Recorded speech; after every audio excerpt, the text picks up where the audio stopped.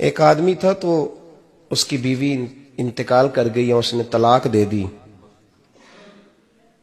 10-11 سال کا اس کا بیٹا تھا. اس نے دوسری شادی کر لی. ایک دن اپنے بیٹے سے کہنے لگا, بیٹے وہ سگی اماں ٹھیک تھی یا یہ والی ٹھیک ہے؟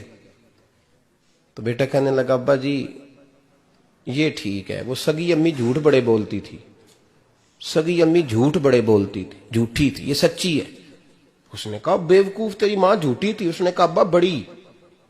کیا کس طرح؟ کہنے لگا, ابا جی میں نا کبھی, آپ کو پتا میں شرارتی ہوں, کبھی میں شرارت کرتا تھا نا, کوئی برتن توڑ دیتا تھا تو میری سگی اماں مجھے تھپڑ مار کے باہر نکالتی تھی. کہتی تھی میں تالا لگاؤں گی باورچی خانے کو, تجھے ساری رات روٹی نہیں دینی, تو آج بھوکا ہی رہے گا, بالکل نہیں دینا, ساری رات نہیں دینا. بڑے دعوے کرتی تھی, قسمیں اٹھاتی تھی, پر بڑی جھوٹی تھی. آدھا گھنٹہ بھی نہیں گزرتا تھا تو گلیوں میں مجھے ڈھونڈنے لگ جاتی تھی,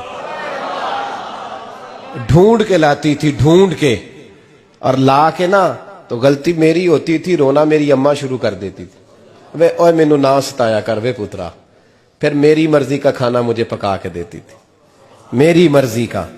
اور پھر میری اماں مجھے تحفہ بھی دیتی تھی.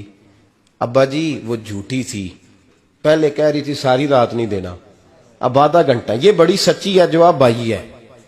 میں شرارت کرتا ہوں تو تھپڑ مار کے نکال دیتی ہے, کہتی ہے روٹی نہیں دینی.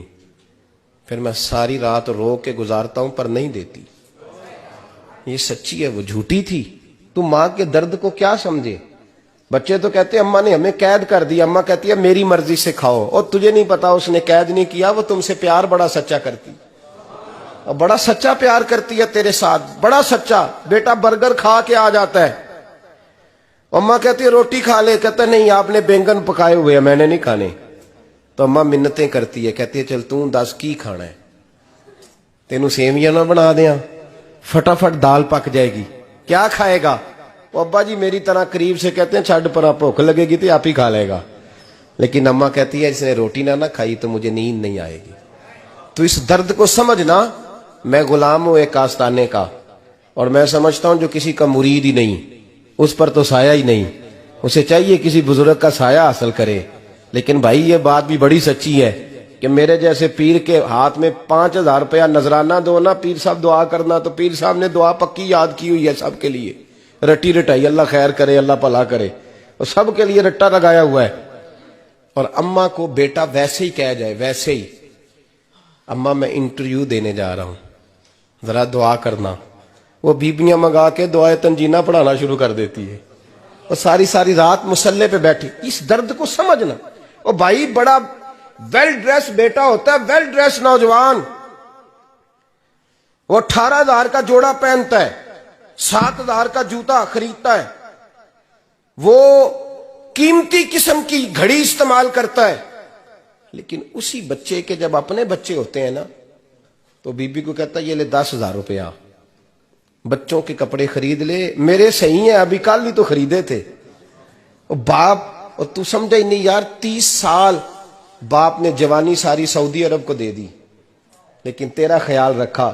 میں ایسے لوگوں کو جانتا ہوں جنہوں نے 30 سال پردیس میں کمبل نہیں بدلا, اور جہاں گئے تھے تو ایک کمبل خریدا تھا پھر بدلا نہیں.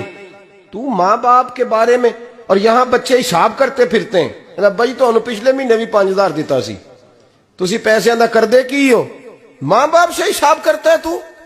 ترمذی شریف کے لفظ ہیں, ایک صحابی نے آ کے عرض کی یا رسول اللہ پیسے وراثت کے نہیں, میرے ابا جی نے نہیں دیے مجھے, اور میں نے خود محنت کر کے کمائے, اب میرا ابا مجھ سے پیسے مانگتا ہے تو کیا کروں, اور میرے ہیں, میں نے کمائے ہیں, ابا جی نے نہیں دیے, وراثت نہیں, حصہ نہیں ملا.